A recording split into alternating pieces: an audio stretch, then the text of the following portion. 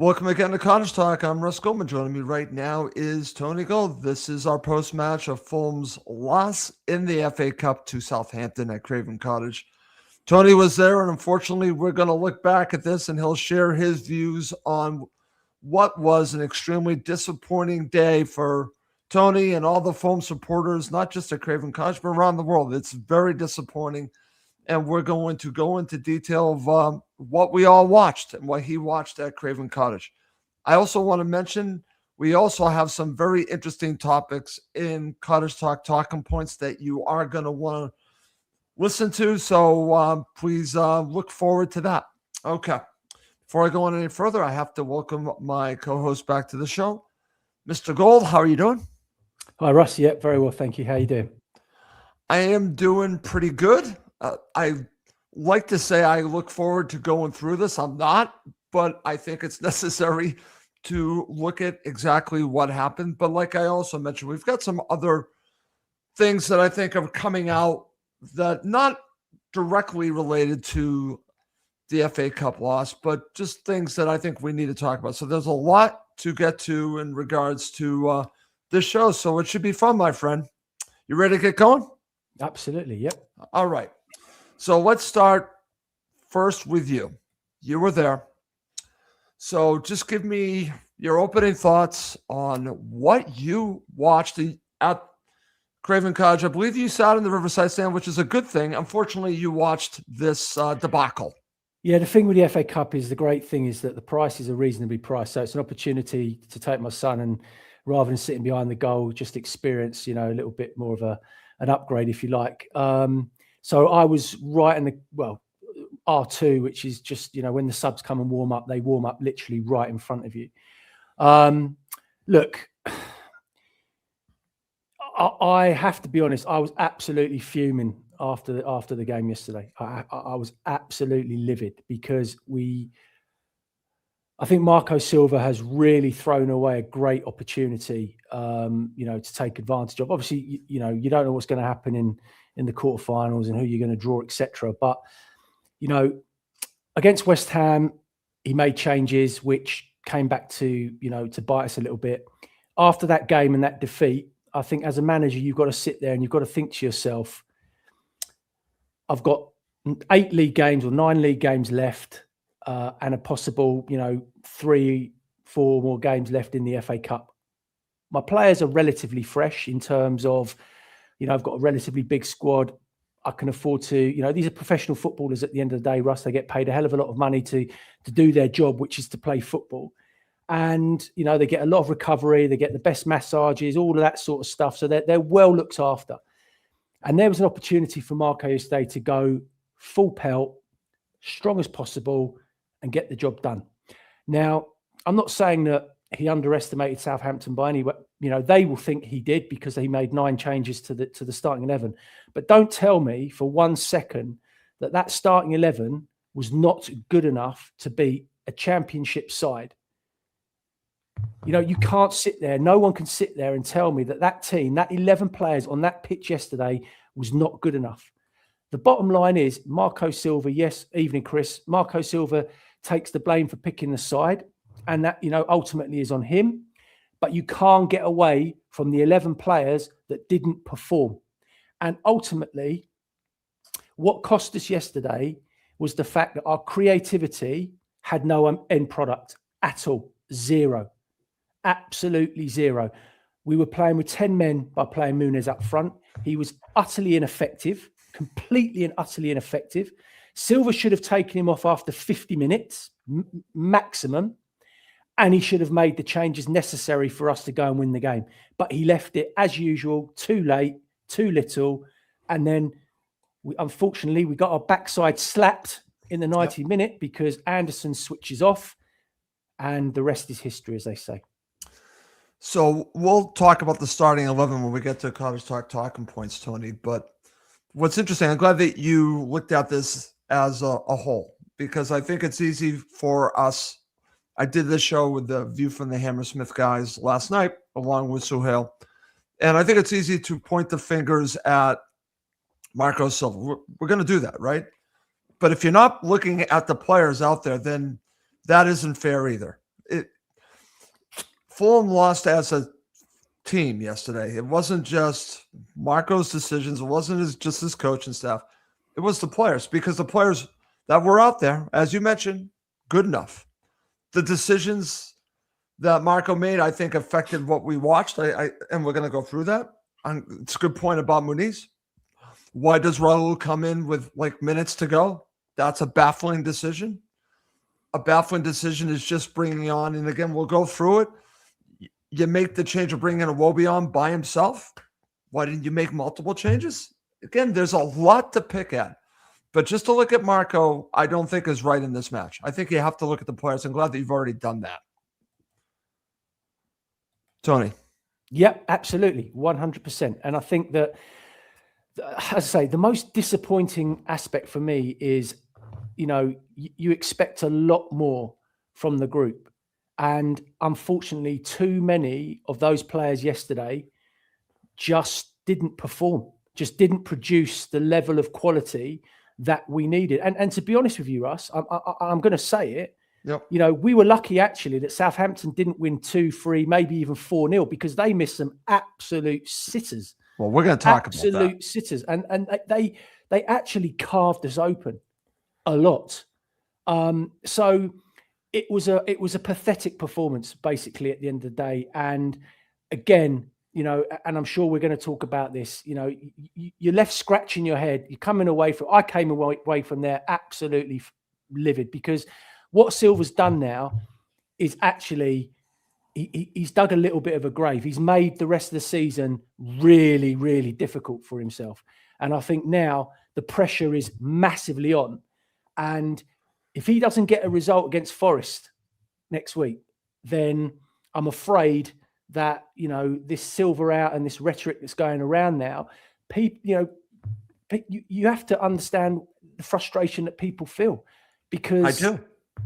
It's getting to the point where I think we really have to start looking at this seriously and start, finding the evidence, and it's all evidence-based, is that, where's the evidence to suggest that Marco Silva can take this football club to the next level?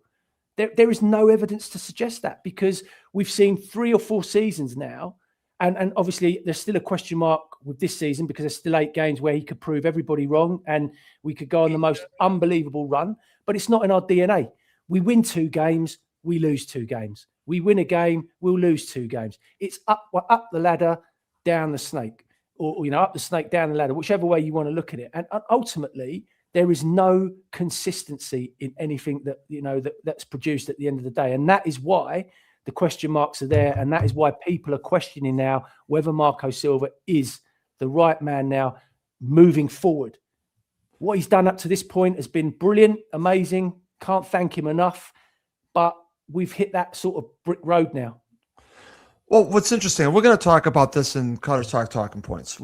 I'm just previewing. We're going to get there when we talk about Marco, because there are a couple of topics that are going to involve him. One is going to be this, and I'm glad that Wayne mentioned this. And we were talking about this last night, Tony, on the guys with the from the Hammersmith end. And if you really look at it, if you really look at how Fulham play, and actually Kamal was mentioning this, Fulham really only have one way that they play. You can basically, they are very predictable. It's down the wings, crosses in the box, and hope for the best. There is really not as much creativity in the middle. We've talked about that. I will say this, and I'm telling you this right now, Tony. I'm glad that you didn't hear this if you heard this, but Kamal must have mentioned Pereira about 3 times. And I'm saying, no Pereira. I don't want to hear anything about Andreas Pereira. I even told Kamal that today. No talk about Pereira. But they do need a creative force in there. Iwobi's in there. Who's to say it's the wrong thing? But again, they need more creativity in central midfield, in attacking midfielders. They definitely need that. So I get where we're going on that. All right, it's time to now go to Cottage Talking Points.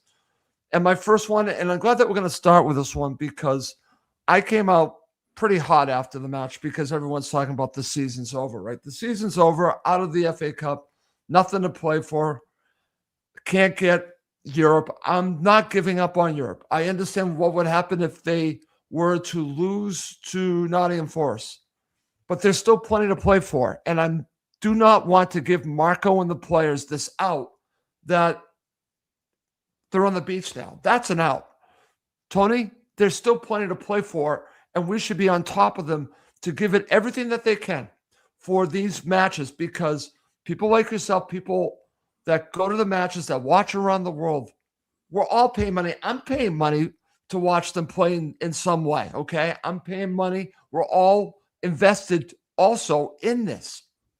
So I don't want to give them a free pass. There's plenty to play for. I believe that. It's not done and dusted that they're not going to get Europe. It's difficult, but we have to hold them accountable. There's plenty to play for. No out with this. The season's over. I'm not buying that. Yeah, look, it's never over until it's over. But the reality is that they've got 9 games left, and I don't care what anyone says. The next 2 games, Fulham have to get 6 points from, because I totally agree. I agree with that. That is absolutely fundamental. Nottingham Forest 3 points, Burnley 3 points. End of.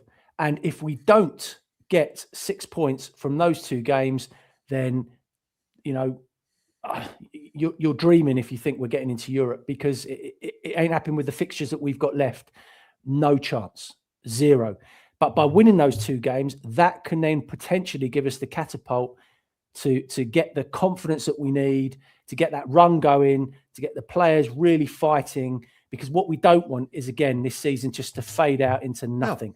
Because we've had 2 years of that, and honestly, it's boring now. And yeah, it's just getting to the point where, all this talk about Marco Silva's this and Marco Silva's that, and be careful what you wish for, and the grass isn't greener, and it's all crap. Football's changed. Football evolves season upon season upon season. Football evolves, and our football club has to evolve with it. Otherwise, we'll get left behind. Sure. So I'm going to share this comment from our friend here, and on the face of it, everything that he says is true, because this has happened the last 2 seasons. So why wouldn't you think history is going to repeat itself? When we get knocked out of the cup with 9 or 10 games to go last season and 2 seasons before, but the stats show we only won 3 games in the last 9 games on this performances. Well, will it happen again? And that's what I kept seeing yesterday. It's natural to think it's going to happen again. But here's the thing. I can't just say it's definitely going to happen again. I want to watch every match that Fulham play, just like yourself, Tony. And if I say, well, it's happened before, it's okay, I don't really care. I care. You care. We all care. We have to keep the pressure on these players and Marco Silva to do everything they can in these matches to come, Tony. That's where I'm coming on this. I know what you're saying. I'm probably dreaming if they lose these 2 matches, but I want to put the pressure on them to put everything that they can, especially in the matches to come up. 100%. And that starts with Marco Silva playing a consistent 11 and the right 11 to get the jobs done. And look, everyone's going to have an opinion about what that starting 11 should be and who should be where and what should be what. For me, it's crystal clear what our best 11 is. And in order to get the job done, that is the best 11 that he's going to have to play. Will he do that? Who knows? Because he had an opportunity to do it against West Ham and didn't. Took it for granted and got his backside slapped. And he did it yesterday when he had the opportunity to go strong, knowing how much this game meant to the fans, to the club, to everything. And he decided, no, you know what? I'm going to tinker around with it and change it all up, which is fine. It's his prerogative. And to be perfectly honest, as I said, the 11 players that he picked, in my opinion, should have been good enough to win that game. Yeah. But they didn't turn up. They didn't perform. Too many players, out of shape, out of form, not playing particularly well. And it showed yesterday. And we couldn't get a rhythm going. Southampton were dogged. Yep. And actually, you know what? They were the better team. And they deserved it in the end. They deserved it. You can't take it away from them. They deserved it. I'm not taking anything away from Southampton because they were well prepared. We'll give a lot of credit to their manager because he knew exactly how to hurt Fulham. We're going to talk about that coming up, especially when we talk about Fulham being vulnerable, because he did his homework. And I would say that Southampton deserved the victory. They played it right, Tony. But you've already shared your view on this, so I'm just going to – we don't have to spend too much time, but But you don't think Marco took Southampton lightly by his decisions with the starting 11. But I'm still going to ask that question because I think there's a part of me that feels that way. On ESPN, I remember when the lineup came out, and I was listening to Archie Ryan Toot, who's a Fulham supporter, but it was a Fulham supporter, but it was a reporter for this match for ESPN, sideline reporter. And I could tell that he was a little bit disappointed by the lineup because it wasn't his strongest side. The question is, so you think that Marco had already, doesn't matter who the opponent was, he was always going to do this. Let's say it wasn't Southampton. Let's say it was Arsenal. Do you think he would have done this? Yeah, I think he would have done. Okay. And you're talking about, people are talking about, did he take his decisions lightly? If you go through that starting 11, right? Bar LeConte, who's only played cup games this season, right? At the end of the day, Leno hasn't, he's gone with that. But the back four, you can't complain about that back four. That back four's played in Premiership games this season. Right. So he hasn't taken that lightly, right? Kearney's played games. Harrison Reed is probably the only one that you could say hasn't played a lot of football this season. And obviously Muniz, who's come back from an injury and has looked a shadow of himself. But, that three, Smith Rowe, Chukwueze and Bob, people were dying to have a free like that. Don't tell me there's no creativity there and no quality. Yeah, there is. There's more than enough quality and creativity there. The bottom line is, other than Bob, who was our best player, by the way, by a country mile, right, the other two just didn't perform. Chukwueze was terrible, absolutely awful. And Smith Rowe got a lot of stick, Russell, but I keep saying this. To see the best of Smith Rowe, number one, you've got to have a centre forward ahead of him that can play off him and knows how to hold the ball up and get him involved in the game in the final third. Muniz couldn't do it. Every time the ball went to Muniz, he lost it. It bounced off him. We conceded possession and we were on the back foot. So what's Smith Rowe supposed to do? He's not that type of player. And people have to understand that. To see the best of Smith Rowe, you have to get him on the ball in the right areas to affect the game. And we did not do that yesterday at all. Okay. And if I'm being fair, and I'm going to be honest with you, when I saw the starting 11, I thought to myself it was good enough to win. So I am throwing it out there. 100%. I thought it was good enough to win, but others, and listen, it's basically looking back at history and saying, did he take him lightly?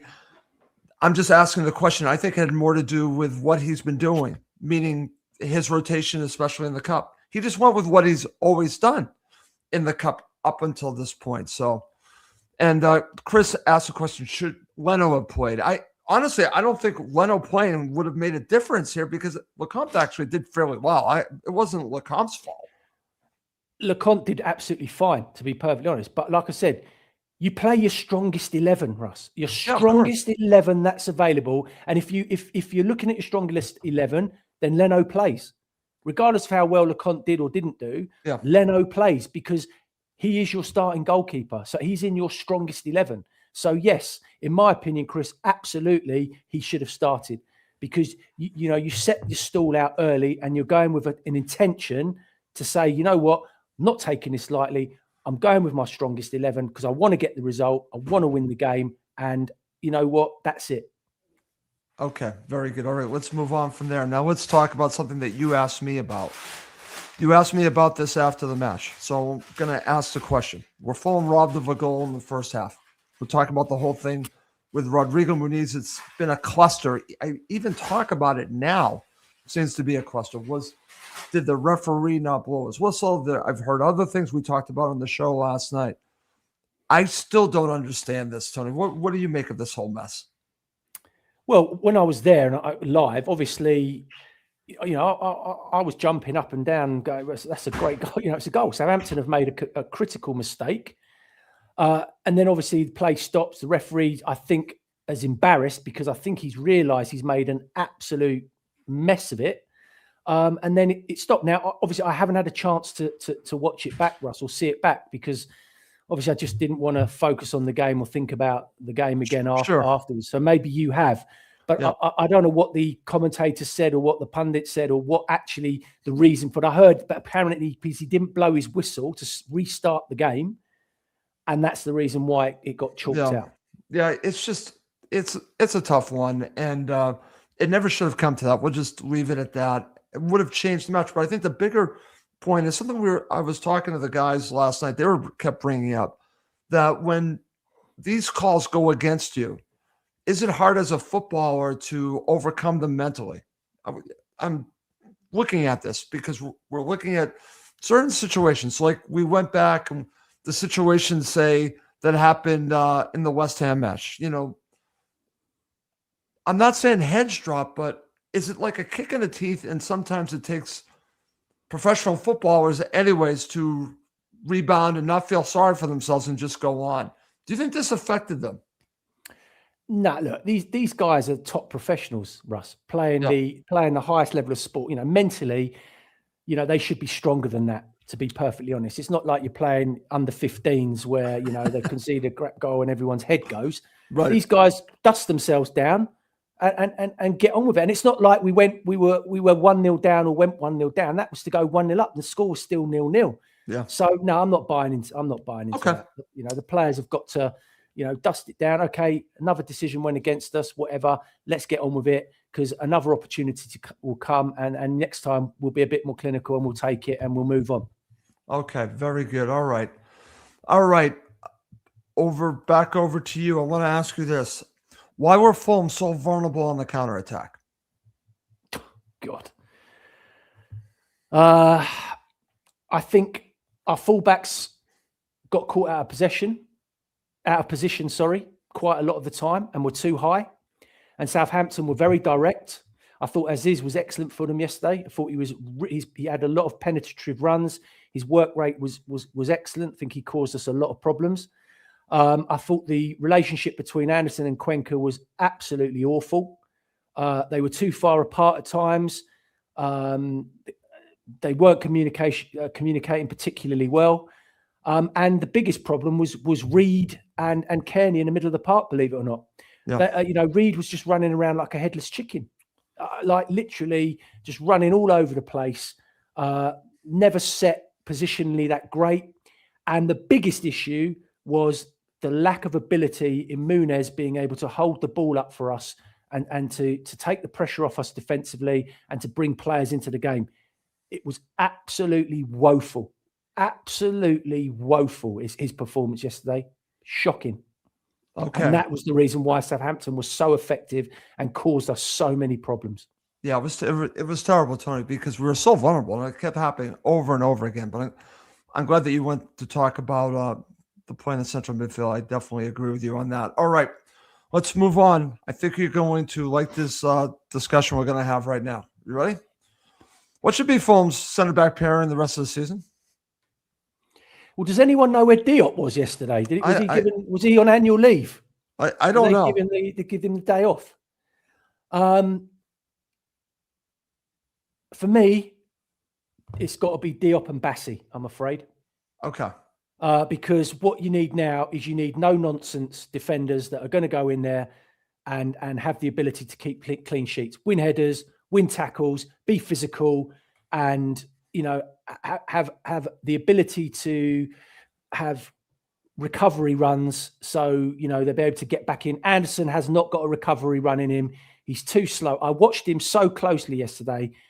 I mean, he's got to go, Russ. He is finished. Absolutely useless. Awful. We're going nowhere with him at centre-back. Cuenca, look, I still think he has a role to play, but he's got to play alongside somebody that's, dominating physically, verbally, that can help him through the game and keep him positionally sound. But for me, it's got to be Bassi and Diop, simply because of, as I said, the physicality that they bring. They're no nonsense, win headers, win tackles. They've got pace between them. And that's it for me. Simple. Okay. I had to bring that up. Obviously, we're going to talk about Anderson when we break down this match. So we'll talk about two particular incidents that involve him. But I think that I don't know where Diop was. That's actually a good point. But for those who, and again, I dealt with some stuff where I defended Diop, Tony, and I'm thinking, is it time to really consider him as your starting right center back? And I was told of all the mistakes, all the penalties that he's given up. Guess what happened here, man? Guess who gave up a penalty? Okay. So stats are stats, right? The eye test is the eye test. In my opinion, after watching enough, and I've watched enough football, I think I know who's the better center back. For me, it's Diop over Anderson. I understand how much money we spent for Anderson. We also spent a decent amount of money for Diop as well before that. So throw the money aside. Play your best players. 100%. I mean, it's not rocket science, is it? No. And you know, we don't have the luxury of being in a position where we're, you know, sitting third in the table, where European football is a gimme, and you know, all of that kind of stuff. We were in a situation prior to the West Ham game where, you know, a win against West Ham and a win yesterday, you know, keeps our season massively alive, and the fans will be buzzing tonight for the, you know, for the cut. I don't know what the draw was in the end. You know, I'd be gutted apparently we would have gotten Arsenal at home, according to press. Okay, fair enough. Well, look, I mean, whatever. But look, ultimately, that would have been a game that, you know, the fans would have been massively looking forward to, and it would have been another great day, and so on and so forth. But you know what? It hasn't happened, and now we're in a situation where we face the ultimate test, or Marco Silva faces the ultimate test now. And he failed last year. He failed the season before that. So now, is it third time lucky in terms of, does he have what it takes now out of to get what we need to get out of these next 9 games to get us to that European spot, which is ultimately what every Fulham fan wants. Exactly, Tony. Exactly. So let's talk about this now, because I know we've talked about Marco a great deal on the show. And obviously, after a loss like this, you have to think about big picture, right? The reality is, because now we've got 2 subjects and we're going to go through that are what I would call could be a controversial. Okay, so let's start with this one.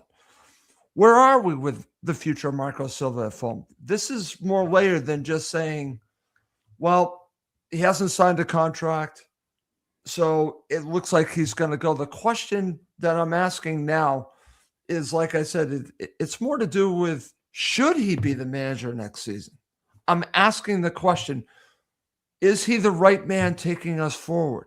That's what I'm looking at over the course of everything. I've said this before, that I was prepared to have a new coach for next season. I've already said it, but I said my mind would be willing to be changed if he changed his tactics, if he made in-game adjustments. He has some ways, but I think most of them are like for like, Tony. But at some point, do you look at Marco and say, this is who he is, and has he taken Fulham as far as he possibly can, and we need someone else? And yes, I know that there's a huge risk involved.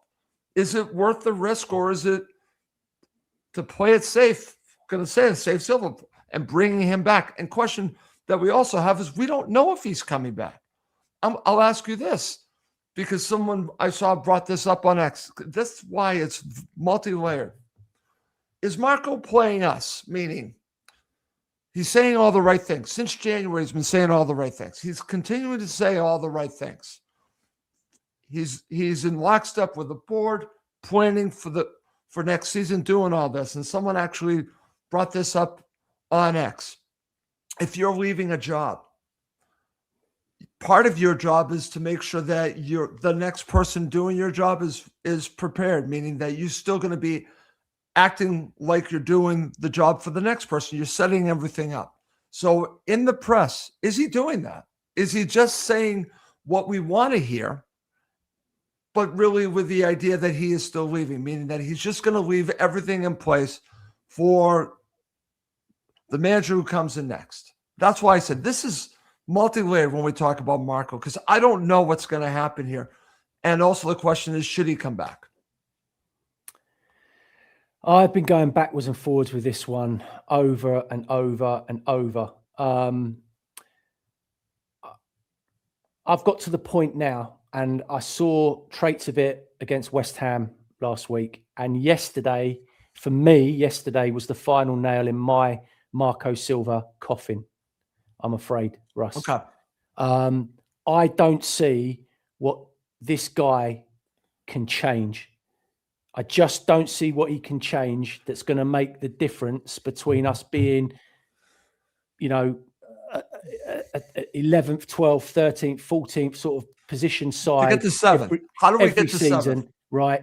With a little bit of a cup run, which again, he can't get over that hurdle either because he's failed in 2 semi-finals. Yeah. Couldn't get through in the quarterfinal yesterday. He always seems to be able to just get to that point and then just can't get over the threshold. And nothing suggests to me, I haven't seen anything that suggests to me that he is going to be able to do that unless the Khans invest a crazy amount of money, bring in some incredible players, and suddenly, he's got the world at his feet. I just don't see it, Russ. So for me, I think the next 9 games really are where he needs to be judged. And for me, if he doesn't get us to Europe from this position with the 9 games left, it's time to say goodbye. And as I said, we have to be very, very grateful and thankful for what he's done for this football club and where he's taken us. But like I said at the beginning of the show, football evolves, managers evolve, footballers evolve, the game changes. And at the moment, we haven't evolved enough on the pitch. And that is what needs to change. And who's to say if a new manager, look, of course you have to be careful what you wish for. I get that. Everything is a risk in football. Every decision that's made is a risk. Every player that's signed is a risk. Yep. There's no risk without, there's always risk in football. But look, Liverpool did it with Jurgen Klopp. Unbelievable manager, did unbelievable things there. But it was time to change. It was time. He'd done what he had to do. Yep. And I think that it got to that point with Marco Silva where actually he's done everything that he can possibly do within his repertoire. I don't think he's got any other rabbits to pull out of the hat, Russ. So for me, it's time to look elsewhere and time to reevaluate and see where we go from here. Okay. So, but as you said, I think a lot's going to be found out in these end of the season matches. The last time where I think we will learn something. Will history repeat itself like everyone's been kind of mentioned? Not everyone, but a good amount of people have been mentioning. Or will we see something different, which we all want? We all want to see something different. Here's a question before we move on to the final topic, which I really want to get to. Here's a question that I've been really thinking about. Does Marco have the players to take us to Europe? See, I think he does. I think he absolutely does. I think for everything that we've been complaining about, if you look at the players that have come in, say, since last year and this year, the improvements, the players that have come in, Kevin's injured right now. We know that. But you've got Smith Rowe is already here. You obviously now have Oscar Bob. You have, I think, a talented enough team to get into Europe. So I can't look at that and say, I know what you're saying, that does he need like the Khans to spend crazy money, bring in even better players? But I think the group that he has is good enough for Europe. I think that we should be looking at Europe because the players are good enough. It's a great question. A really, really good question, Russ. And I think there's 2 things to this. Do I think we've got the players? Potentially. But I think we have too many weaknesses and deficiencies. I'll call them deficiencies rather than weaknesses. Okay. I think we have too many deficiencies where we're a little bit light in the areas that we need to be strong in order to, cement that European place. And I also think that tactically, Marco Silva is too rigid. I don't think he's open enough, Russ. I don't think his system is so predictable. Yep. And when teams come to Fulham or we go to teams and they defend deep, we seem to lack that creativity to open the door and break teams down. And that is because, and this is no criticism of Raul, but we do lack that Mitrovic, that centre forward. That's true. We don't have that. We don't. And also we don't have that solidity defensively. We are too exposed at times defensively. Our centre backs are not good enough. Our fullbacks are not good enough.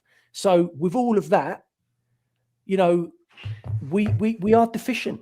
So it's a problem.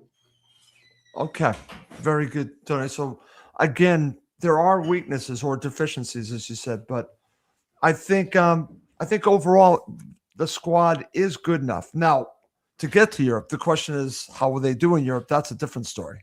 You would have to upgrade there, but I truly believe the players that they brought in are good enough. But you bring up some good points defensively. I have my doubts, and like you said, don't have that Mitrovic-like player. If we had that, then I definitely understand where you're going, but I still think there's enough here. I think there's enough here, but only time will tell if they can get it done.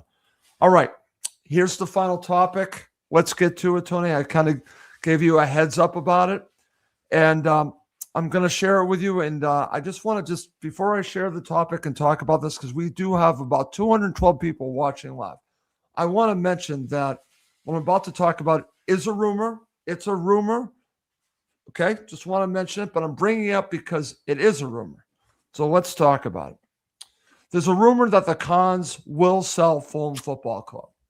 Okay, learn that. Okay, the Cons, it's in the business community right now, the business world, that the Cons are in the process of looking to sell and will sell Fulham Football Club. So again, it's a rumor. It's out there. It was out there 2 years ago. I remember seeing stuff. There's nothing online that you can look up and you can say, Russ, what are you hearing about? I'm just telling you, it is out there. You're probably not going to find it online, but I'm here to tell you there is rumor. There is a rumor out there about this. So, Tony, what do you make of I told you about this today, the rumor that Fulham will be sold by the Cons, that it's time. Now, if you look at it on the face of it, it kind of makes sense because the Riverside Stand is now built. The value of Fulham is probably at a pretty high premium right now, probably much higher now. So if they wanted to get out the Cons, this is probably a good time to do it. And if you also look at it, I'm going to make the argument why I'm thinking that there might be something behind the rumor, because all of a sudden they're buying young players, assets, okay? They have assets now. Didn't have assets like this before. Smith Rowe, Oscar Bob. You've got a young Josh King who's a homegrown player. You've got assets in the pipeline. So I think there might be something to this. What do you make of this rumor that is out there? The problem is, Russ, at the moment, those assets are depreciating. If you're talking about Anderson and Smith Rowe, look, there was rumor once that we were going to sign Cherky. That's true. Rumors are part of football, and I think that look, there could be some truth to the element to the truth. You know, I think that could be one of the reasons why Marco Silva is hesitant in signing a contract. Yeah. You know, you're talking about, you know, billionaires looking to sell a football club. I would imagine they would want a hefty price for it. That's right. That means that the person buying it has got to have a shed load of money, because it's not just about acquiring the football club. You then got to be able to, you know, promote and build and you know, carry on from that point. And they've got to find a willing buyer. And how difficult is that at the moment in football? It's not like, you know, people are the current climate of the world at the moment. It's a bit nuts. Yeah. So, yeah, look, there's always uncertainty around it, and you know, we'd have to cross that bridge as and when it happens, if it happens. Sometimes it can be a good thing. Sometimes it can be a bad thing. You know, you just never know what you're going to get. Look at right. Chelsea. Look at, you know, everything that's going on there. So. I don't know. Yes. Will they sell it? Maybe. What's the reason for it? Maybe they've had enough. Maybe they just, you know, don't want it anymore, and it's time to move on. But I think that for me, there's something to it, because there's something going on with Marco Silva. I still question, why has he not put pen to paper? So, you know, what is he waiting for? So if I'm thinking that too, when I came across this today, I'm thinking if I, and again, conspiracy theories can take you in all kinds of different directions. But the one thing, if you're trying to connect some dots here, this is a dot. Marco Silva, why hasn't he signed a new contract? What's going on here? So I don't know. I don't know. Like I said, I'm just saying that this information came to me, that it's out there. So I'm like, oh boy, here we go again. Because I remember last year and the year before, especially when we got close to the summer, there were rumors. There were rumors about this. Nothing came to it. And it could be the same thing, but it keeps happening. Could it be someone's trying to get out wishful thinking? I don't know. And of course, you also have to throw in, sometimes you're better with the devil you know than the devil you don't know, right? So I will tell you, regardless of the rumor, the Cons have always spent money on the club. They rebuilt the Riverside stand. You might not like everything that they've done, but I will tell you, as owners, I got to tell you, I wouldn't say that they've been great owners. I think they've been good owners, and they have invested. Mr. Khan has invested a lot of money. If you got an issue with Tony, I certainly understand, but I put that aside compared to what has been built. We are now solidified in the Premier League. A brand new stand finally took hold. And he's invested so much money into it. So I would say been good owners. So it's something to really just keep an eye on. And I will say this, Tony, and we've seen this not just with Fulham, but with other clubs. When you do have an ownership change, it seems the next season it can be chaotic. And we saw it with Fulham. Fulham got relegated after the Cons bought the team. I'm not saying that would happen. I'm just saying there is this adjustment. It happened with Chelsea. Yeah. There becomes this adjustment once the team is built. It happened with Newcastle. No matter how much money you have, you're bringing in an owner who does not understand your club, might not understand the league. There is this, it can be a huge curve. So keep that in mind. Keep that in mind with everything. But I just wanted to talk a little bit about it because I've learned this information and just something that we should just, if it does continue, we get more information on this, I'd be happy to share with it on Cottage Talk. But I did get some information today, and I thought it was time to bring this up. I thought it was definitely time to bring it up. Okay. All right. Enough of Cottage Talk talking points. Coming up next, unfortunately, we're going to break down this match, and we're not going to end with man of the match. I'm telling you that right now. All right, Tony, let's get to this. Let's we don't have to spend a terrible amount of time talking about this match because it's so depressing, and you were there, okay? 15, 20 minutes should be more than enough for us on this. So let's get to it. So we've already talked about the controversy with the goal, and you truly believe that it really didn't have much to do, with the mentality change. But it did, it does change the game. But before we talk about, I just want to talk about Fulham's chances in the first half and how they looked. And then we're going to change the focus to Southampton. Well, I mean, where to start, Russ? Look, we dominated possession as you'd expect us to do.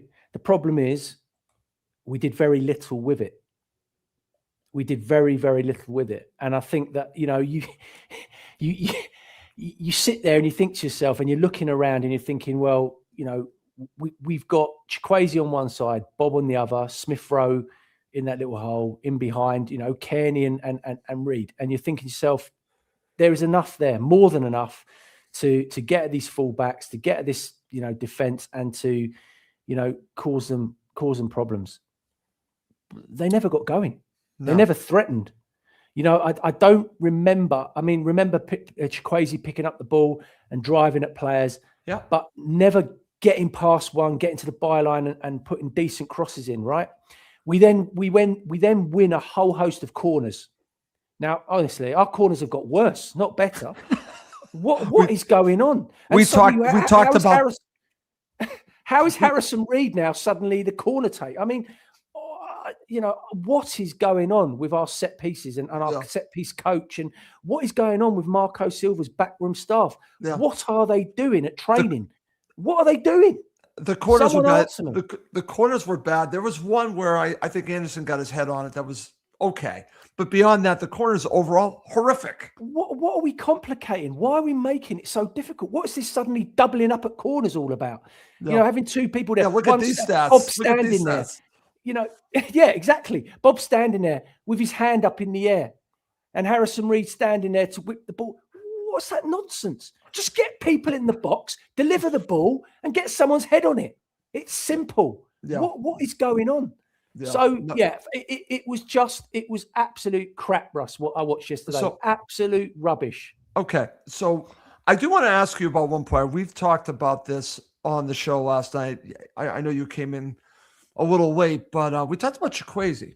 And actually, I think it was Alex who brought up that he thinks we actually miss Kevin, believe it or not, because Kevin has the ability to get past players. And Chukwueze, even though he's very direct, it seems like maybe the way the match is being played when we have the ball, where we're the ones on the impetus to break a team down, he's not as effective. So what did you make of Chukwueze? Disappointing. I thought the gent spoke, very well last night and made some very, very good points. I think we are missing Kevin, because what Kevin, prior to his injury, what was happening with Kevin is suddenly you started to see the player that we invested a lot of money in. Yeah, he was starting to play with no fear. He was starting to look confident. He was starting to take players on. He was starting to get his delivery right. He was starting to get his eye on goal. And unfortunately, we are missing that. And the ironic thing is since Chukwueze's come back, he's been absolutely terrible. We haven't seen the player that we saw prior to the AFCON, and maybe to be fair to him, the passing of his mum has affected him in more ways than sure. we can understand. So I think we have to be a little bit sensitive in that part. But he's certainly not the player that he was prior to that. So it might be that he needs a bit of time out. We clearly missed Harry Wilson as well. There's no question about that. So look, it's at the moment, Russ, it's a little bit of a worry because he can't persist with Muniz. That's for sure. I mean, that he is completely and utterly gone. So Raul is going to have to find it in his legs over the next 9 games somehow. Going to have to find the energy, the resolve to get through those games and give us what he's got, because playing Muniz up there, I mean, honestly, you might as well take me out of retirement, put a shirt on my back, and I can go out there and run around for 20 minutes because he's absolutely useless at the moment. Okay. Dreadful. Okay. So first half, like I said, extremely disappointing. But from a Fulham perspective, but I do want to talk about this. We've already mentioned a little bit about this. I already talked about how vulnerable Fulham were, Tony. But I got to tell you, the way that Southampton were breaking on Fulham scared the living crap out of me. You were there. You were watching this. Talk about the chances they had. Like you mentioned, honestly, they could have been up 2 or 3-0. We were, lucky they didn't have their shooting boots on, Russ, because it actually could have been embarrassing. I mean, they should have scored at least 2 from those breakaways, and they really did miss some golden opportunities. And it could have been, honestly, it could have been a lot worse. And the fact that they didn't punish us actually kept the score respectable. Yeah. We definitely got away there 100%. Okay. Again, very scary stuff in that first half. So now let's talk about the second half. And it's funny because the announcers I had, John Champion was the one doing the play-by-play for ESPN. And basically the tone had changed. And the thought process was it would change, that Marco would get into his players. So I want to talk about this because you could see it. What was going different in the early stages in the second half than, say, the first half, Tony? Because they came out with more purpose. The players were playing, I'd say, more fearless. And part of the talk had to do with the fullbacks basically going forward much more, especially Castagna. What did you make of what you saw in the early stages of the second half? Good possession, create, relatively good on the ball. We're creating openings, but we had no clinical edge. There was nothing. I don't remember their keeper making one significant save. I don't remember it. I don't remember Muniz having a shot on goal. And that was the problem, Russ. And you're telling me, and the subs were warming up right in front of me, right? And they were all standing there talking, and Raul was getting himself properly warmed up. And I'm thinking, okay, we're on 62 minutes now. Now, come on, Silva, got to make these changes. Get King on, get Raul on. Let's change it up. Get Iwobi on. And then we get to 8 minutes, was it? And then the first change he makes is Alex Iwobi, and I'm thinking to myself, how the hell is Muniz still on the pitch? I don't understand what's going on here. I can't understand the logic. The guy's been absolutely dreadful. What are you waiting for? Then we get to 89 minutes, and he brings on Josh King for Smith Rowe. Yeah. Well, that's going to lead me to talk about the subs. I'm glad you're taking us right there, because the substitutions, Tony, like I said, Iwobi comes on. I understand that, but what's he doing with the other substitutions? I'm back. I don't have an answer for you, Russ. Only Marco Silva can stand there and answer that. Was he thinking about, this is going to go into extra time, so do you know what? Get ourselves ready for another 30 minutes and then I'll make the changes. Well, that badly backfired, didn't it? Massively. Yep. No, it totally did, Tony. And the one other thing I want to mention, just again, it was in front of you. Let's talk about some of the opportunities Fulham had in the second half. Well, I mean, can you remind me, Russ? Because my mind's gone completely blank. Yeah. So God, now I have to think. I believe Castagna had a decent one, if I remember correctly. And then there were a couple blocks on shots from Ryan Sessegnon. I think, had I said, there was one that went off the kid's face, one of the goalkeeper's face. But by that time, Southampton were stuck in the game. That they stuck their flag in the game, and we just could not open them up. You talk about resilience. How resilient were they yesterday? They were unbelievable. They were. I thought they were really, really good, and we could not break them down. And like I said, I can't remember us having a really significant moment, especially Muniz, to think to myself, well, their keeper's done well there. He's made a great save, kept them in it. Nothing, absolutely nothing. And that basically, ultimately, was what cost Fulham yesterday. The fact that we did not create one decent opportunity and we just were not clinical in the final third in any way, shape or form. Not even in their 18-yard box, Russ. Nothing. Right. Completely toothless. Right. Well, Gary has a good point, because you and I are struggling with thinking about the opportunities. I think we remember all the opportunities from Southampton. 100%, because they were golden opportunities and they should have scored. They had at least 2 or 3 really, really good chances that went wide, just wide of the post. Yeah. Okay. Very good. All right, Tony. So we've now talked about the opportunities for Fulham. So let's now talk about what happened at the end. Okay. I've actually watched this back. I don't know if you've had a chance to watch this back, because I told you to watch this back. So because you're there, and I think it's difficult to see who exactly was the person that caused the penalty. It was on Anderson. So I personally think this is a dive. I watched it back a few times. I don't think he even gets him, but maybe I'm not getting a good view. What do you make of the penalty call here? Because in one angle, it looks like the guy just falls down and Anderson's just in the vicinity. Did he clip him? I don't know. Again, Russ, I haven't. It's too raw for me. I haven't watched it back. All I know is that at the time, I was thinking to myself, what Anderson didn't need to do it. That's the thing. And he's always seems to me in the wrong position at the wrong time.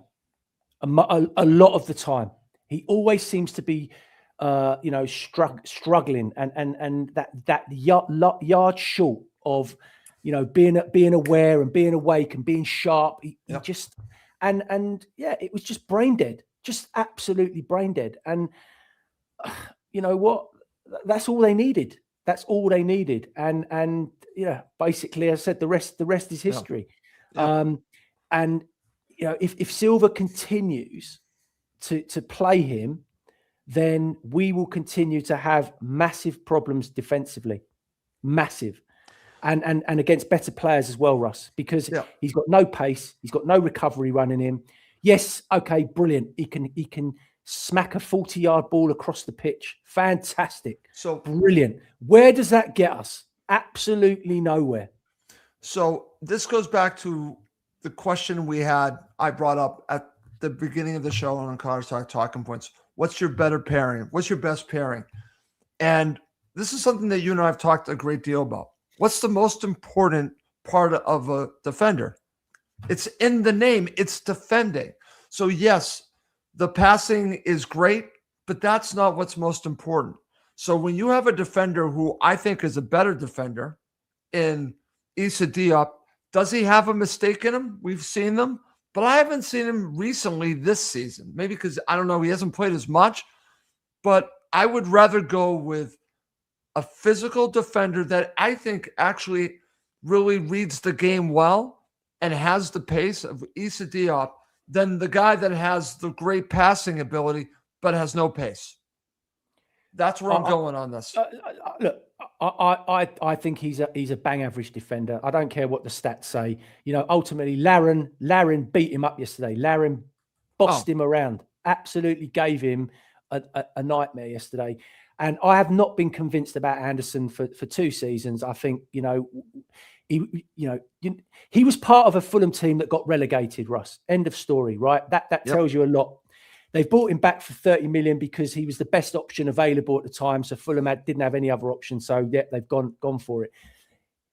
I'm not convinced. I've never been convinced. I think he's one of the major reasons why we struggle to keep clean sheets. Yeah. And it's a fact because the facts are there. Right. We are not good enough defensively. Whether that's a combination of whatever back four are there or whether it's individuals that contribute to it.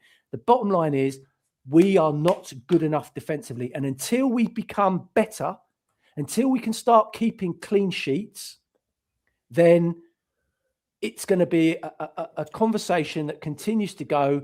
And unfortunately, Anderson will always be a part of that because he's one of the main players that plays there.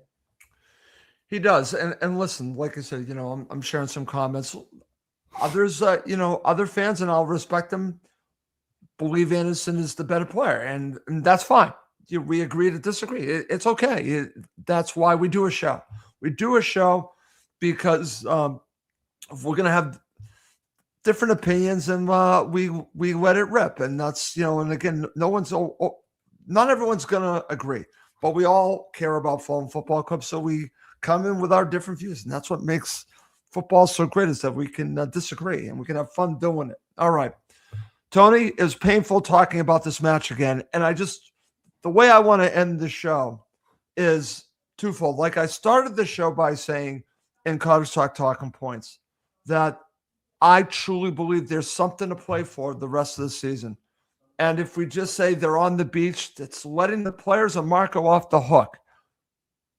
Do your best to get into Europe. I know the odds are actually, if you look at the odds, they are against them because I think as someone pointed out to me, because Russ, you are looking at probably 60 points. We're on 40. They got to get like 20 out of 27. That's a lot. But you know what? If you look at the matches, they're still there for them to get those 20 points. It's still there. Can they get it done? I think we're going to learn a lot about the players and Marco Silva these last 9 matches. That's the way I'm looking at it.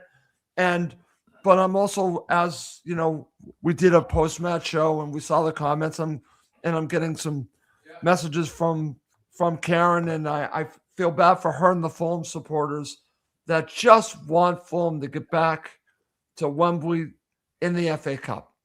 I want that, and this is a missed opportunity. So in a way, there's plenty still to play for, but what a missed opportunity. Yeah, look, yesterday is still a little bit raw. Still very upset with everything. And, that's football. It is what it is. But look, I think it's an old cliche, but it's one that we have to, implement now, is that we have to take every game as it comes. And the next game is Nottingham Forest. We can't look past that right now. Yep. That's the focus. That's where we've got to, put all our energies. And you know what? The heat is on Marco Silva. Marco Silva has to get it right. against Forest. He has to get it right. And, whatever that right is in his mind, then, I will back him and he'll go with whatever and we'll get behind the team. But if they don't perform and he doesn't get that result, then I'm afraid, he can't, he cannot just sit there and not take the criticism that's going to come because, he's brought this on himself for us and it was so avoidable. It was so avoidable. But look, as I said, he gets paid what, £4 million a year to make the decisions he makes. So you know what? I'm not going to cry for him. At the end of the day, he's getting well paid for what he does. But the buck stops with him at the end of the day. And if the players are not performing, and a lot of those players did not perform yesterday, then he needs to give them a kick up the backside at training, get them performing. If he can't get a tune out of Muniz, then do something with him. Sell him, get him on loan somewhere, move him on, get in a centre forward that can, because I can't watch any more of that crap moving forward. It was turgid yesterday. It was crap against West Ham.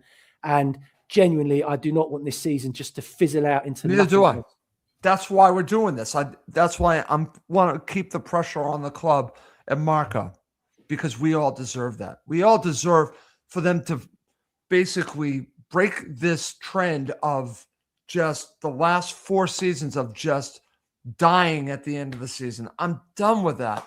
Yeah. Can you at least finish the season strong? I can live with not getting into Europe if you finish the season strong. Can you do that? That's all I'm really asking. I want Europe. I want you to fight for it. That's where I am on that.